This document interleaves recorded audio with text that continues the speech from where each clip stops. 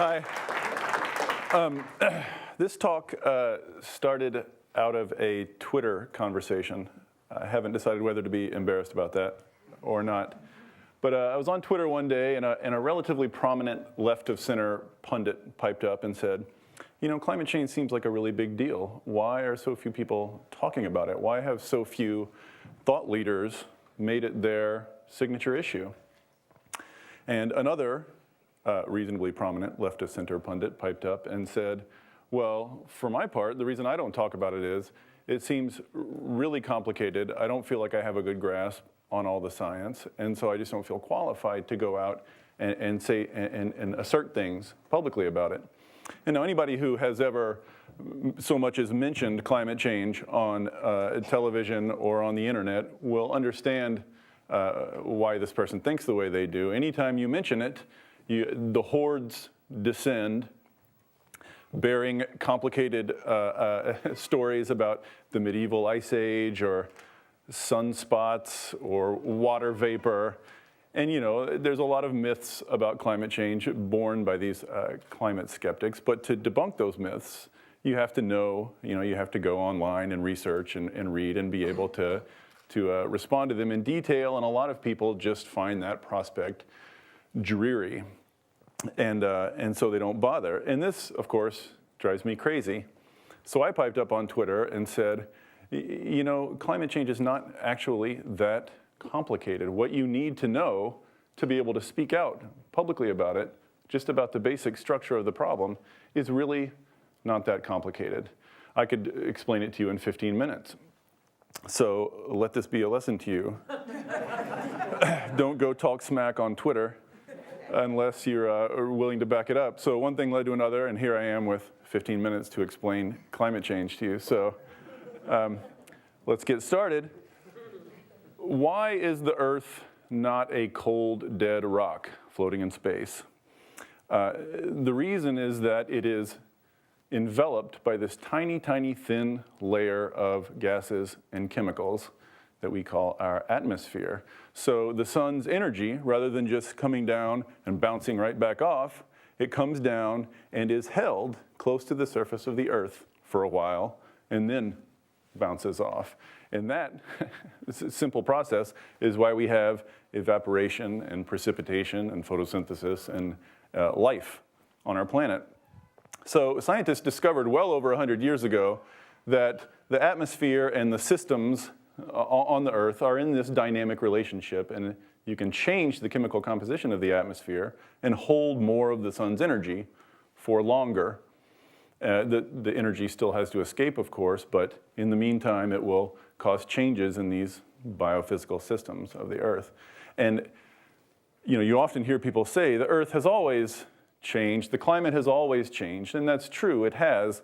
This relationship between the atmosphere and the systems, they go through cycles, but these cycles have typically taken hundreds of thousands of years, millions of years. The key thing to know first is that for the last 10,000 years on Earth, the climate has been relatively stable, unusually stable.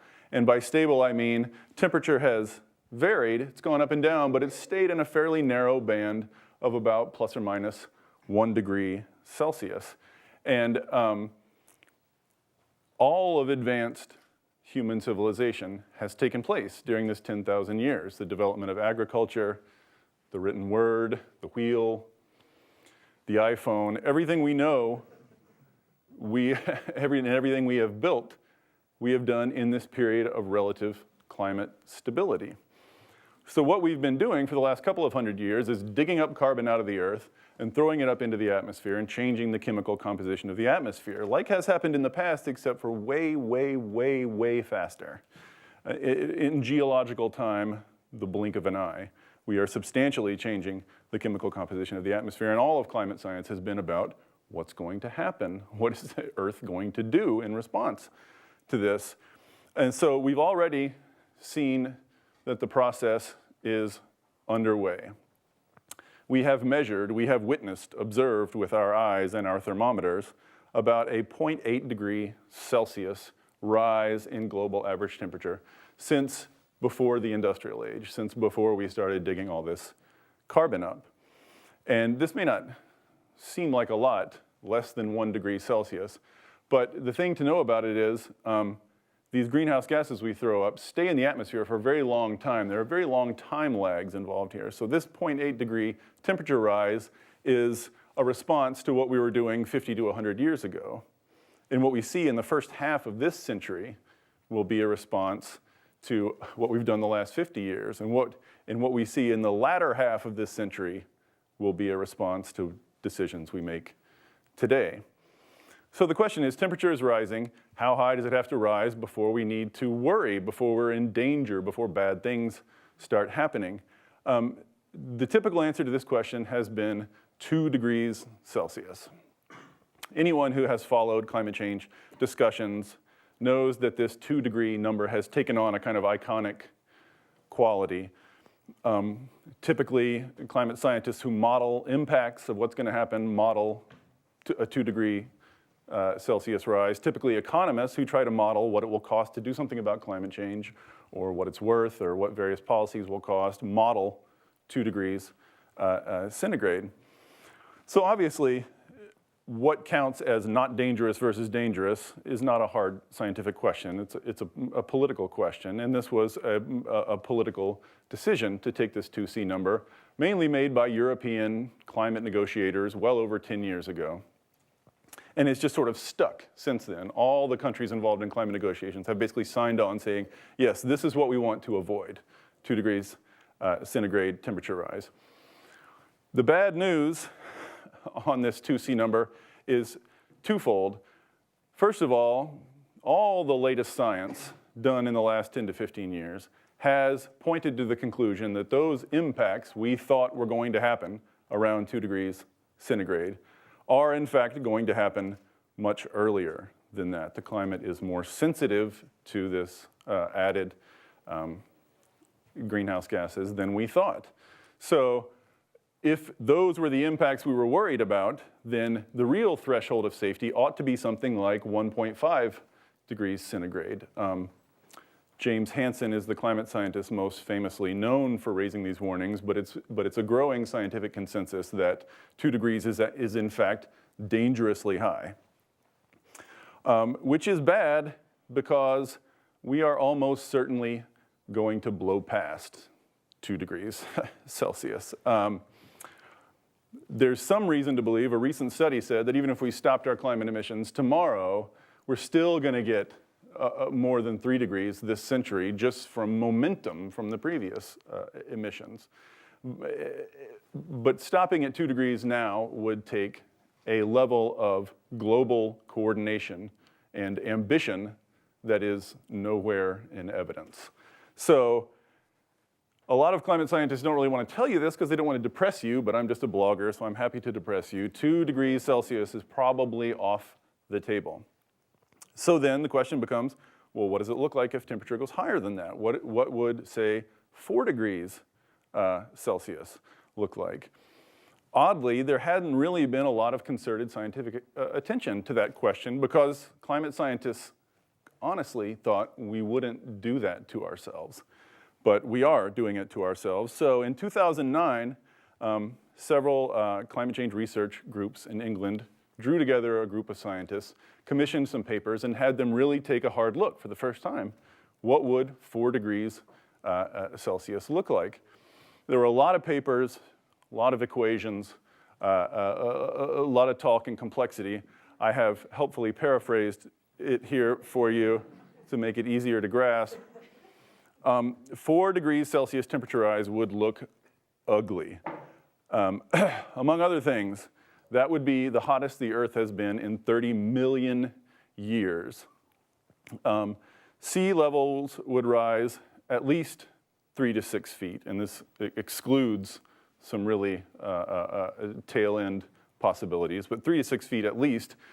And persistent drought would cover about 40% of the currently occupied land on Earth, which would wreak havoc on agriculture in East Asia, in Africa, South America, Western US.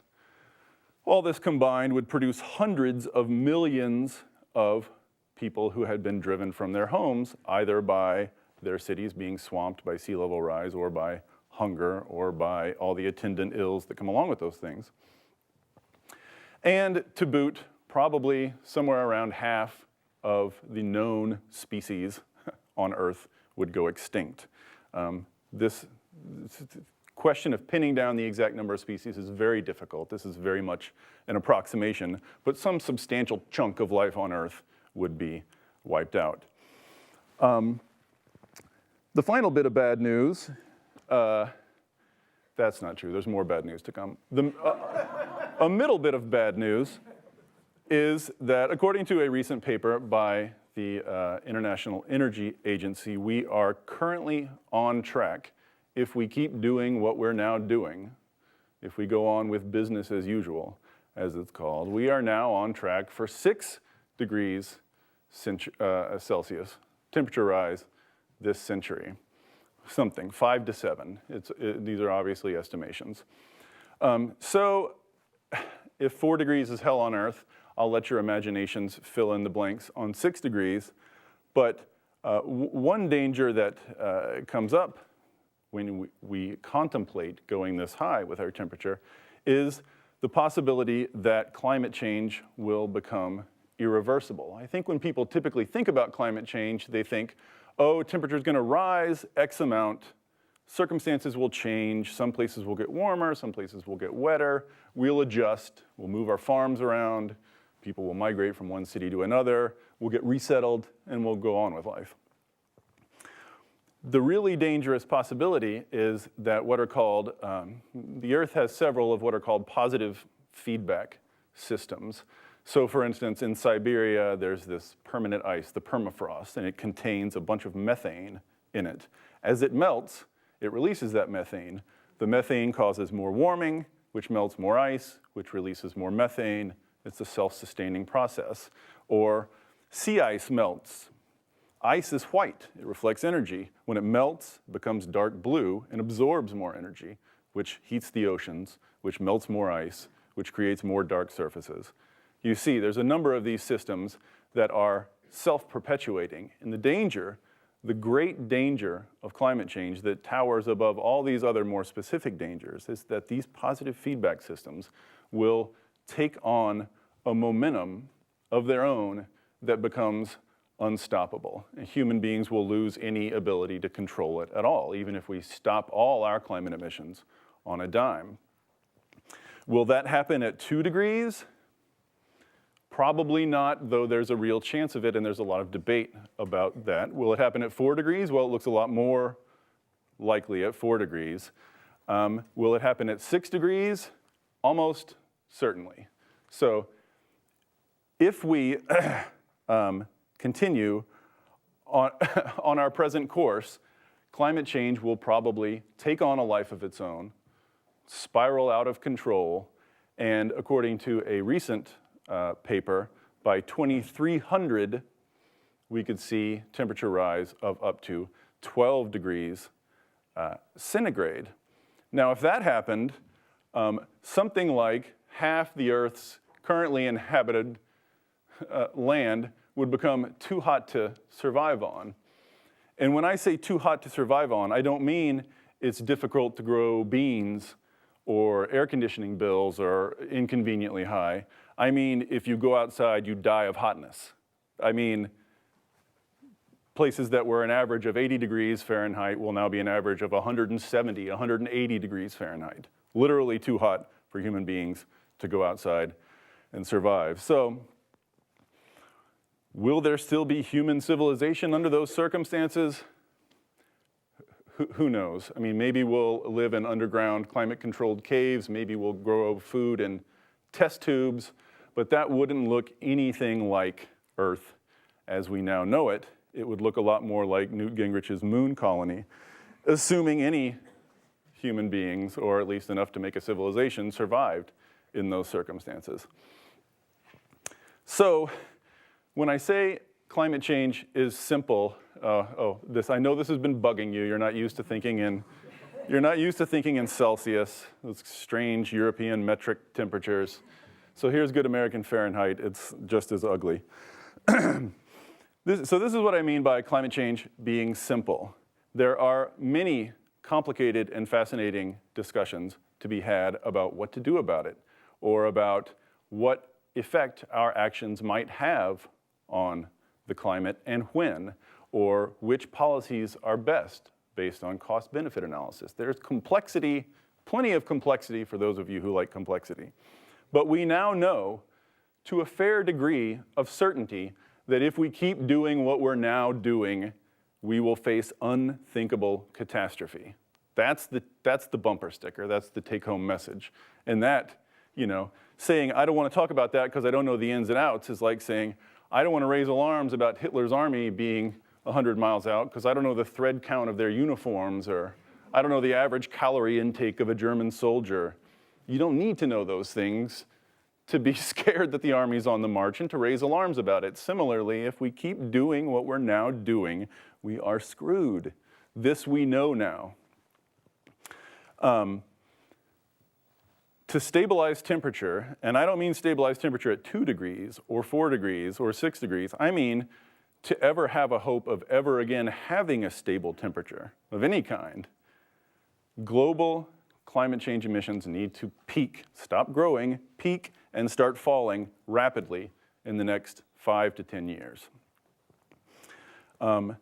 Every year we do not get started on this, we add, according to the International Energy Agency, an extra $500 billion with a B dollars to the price tag of what it's going to cost us to do this eventually. Every year we wait, that's $500 billion down the drain.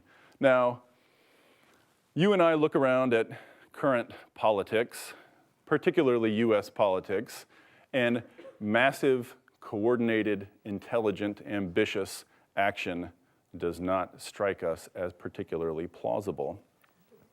In fact, it might strike us as impossible, but that is where we are, stuck between the impossible and the unthinkable. So your job, anyone who hears this, for the rest of your life, your job is to make the impossible possible. Thank you.